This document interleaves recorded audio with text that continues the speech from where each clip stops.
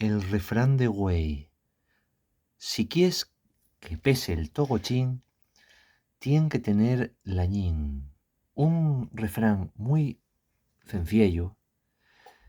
Pese el apostrofación anterior por vocal el artículo.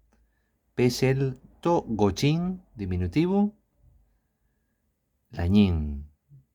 También el año puede aplicarse el diminutivo. Y bien sencillo de interpretar este refrán, pues lo que se aconsella es que pase un año para que se desarrolle lo suficiente el gocho. Aunque tradicionalmente en Asturias suele preferirse criarlo hasta la adultez.